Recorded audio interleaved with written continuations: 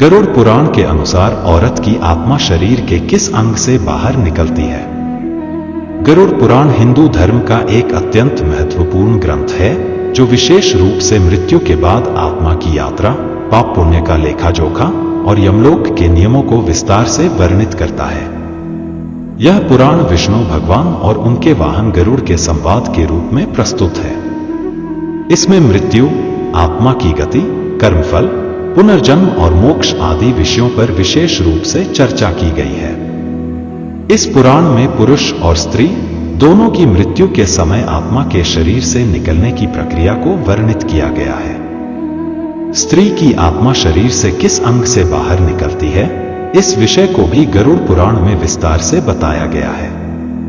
Video में आगे बढ़ने से पहले हमारे YouTube चैनल हिंदू ज्ञान संगम को लाइक और सब्सक्राइबर करें और कमेंट में राधे राधे लिख दे। आपका कल्याण ही कल्याण होगा।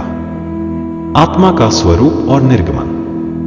हिंदू शास्त्रों के अनुसार आत्मा, जिसे जीव भी कहा गया है, एक अजरमर चेतन तत्व है जो शरीर को संचालित करता है।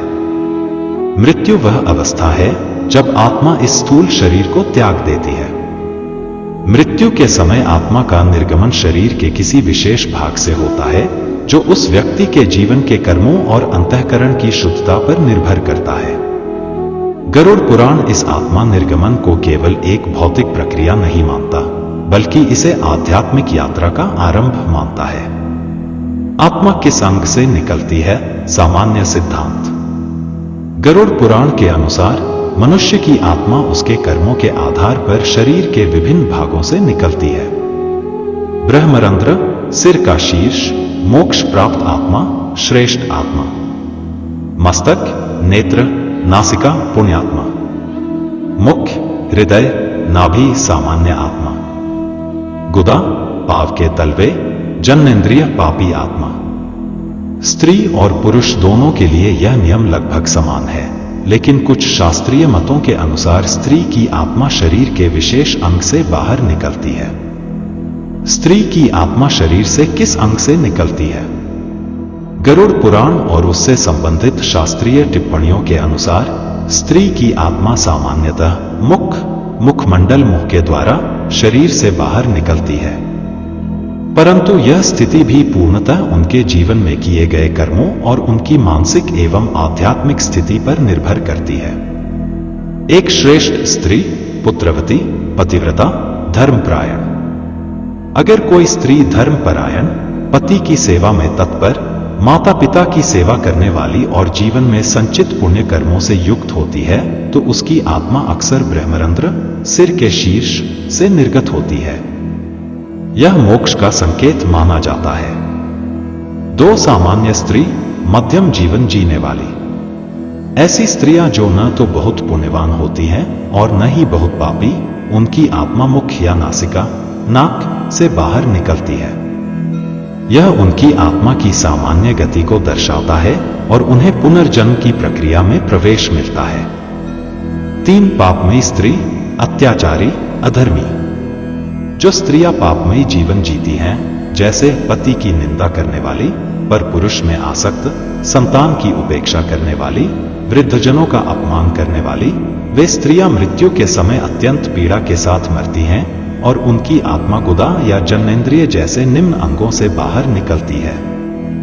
यह उनके अधोगति को दर्शाता है। गरुड़ पुराण में आत्मा निर्गमन का संदर्भ। गरुड़ पुराण प्रेतकल्प नामक भाग में आत्मा के निर्गमन की प्रक्रिया का विस्तृत वर्णन मिलता है। इसमें यमदूतों द्वारा आत्मा को शरीर से बाहर निकालने की प्रक्रिया, उसके बाद की पीड़ा और यमलोक तक की यात्रा का पूरा विवरण है।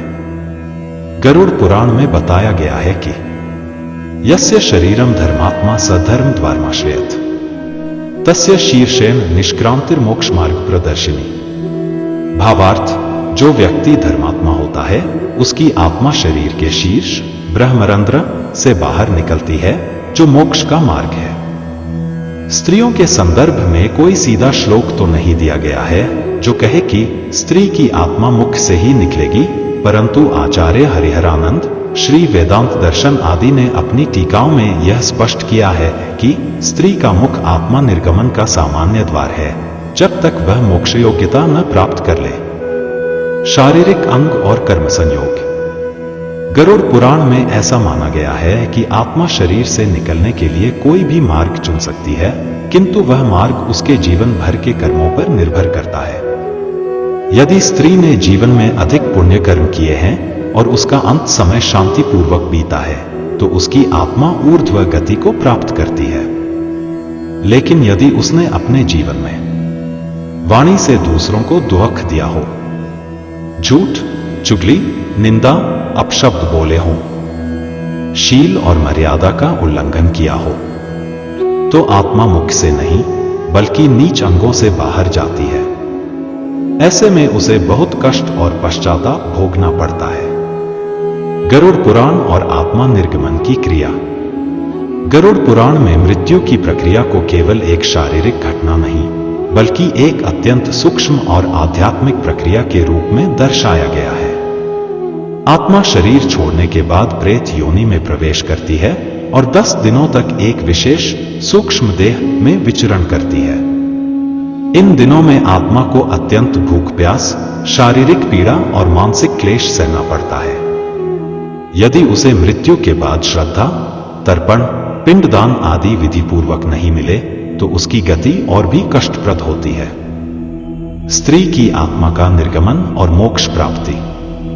शास्त्रों के अनुसार स्त्री को मोक्ष प्राप्त करने के लिए निम्न बातों का पालन करना आवश्यक होता है। 1 पति की सेवा एवं श्रद्धा। 2 सत्यवाणी, संयमित जीवन। 3 धर्म पालन, व्रत, उपवास। 4 पारिवारिक जिम्मेदारियों का पूर्ण निर्वहन। 5 दान, पुण्य, गोसेवा, तीर्थ यात्रा। ऐसी स्त्री की आत्मा मृत्यु के पश्चात मुख या ब्रह्मरंध्र से निकलती है और वह सीधे उच्च लोकों में प्रवेश करती है। शास्त्रीय मतभेद और आधुनिक दृष्टिकोण। कुछ आधुनिक विद्वान इस बात को प्रतीकात्मक मानते हैं। उनके अनुसार आत्मा का शरीर से निकलना कोई भौतिक घटना नहीं है बल्कि यह चेतना का परिवर्तित रूप है। शरीर के किसी अंग से आत्मा के निकलने का अर्थ उस व्यक्ति की मानसिक, भावनात्मक और आत्मिक प्रवृत्तियों को दर्शाता है। उदाहरण के लिए, मुख से आत्मा का निकलना वाणी की पवित्रता, संयम और सदाचरण को दर्शाता है। गुदा या जन्नेन्द्रिय वासना अधर्म और अहंकार का प्रतीक है। गरुड़ पुराण एक आध्यात्मिक एवं दार्शनिक ग्रंथ है जो आत्मा की यात्रा और जीवन के कर्मों पर आधारित उसके फल की व्याख्या करता है। स्त्री की आत्मा शरीर के मुख से बाहर निकलती है, यह सामान्य नियम है, लेकिन यह निश्चित नहीं है। आत्मा का मार्ग उसके संचित कर्म, अंतिम क्षणों की स्थिति और जीवन में किए गए सत्कर्मों पर निर्भर करता है। सर्वश्रेष्ठ स्त्रियां ब्रह्मरंध्र से आत्मा का निर्गमन करती हैं और मोक्ष प्राप्त करती हैं, जबकि अधर्मी स्त्रियों को अधोगति का मार्ग मिलता है। अतः हमें यह समझना चाहिए कि मृत्यु एक अंत नहीं बल्कि आत्मा की नई यात्रा की शुरुआत है, और यह यात्रा कैसी होगी यह हमारे जीवन के प्रत्येक कर्म से तय होती है। आज के लिए बस इतना ही। मिलते हैं न्यू वीडियो पर। जय हिंद, जय भारत।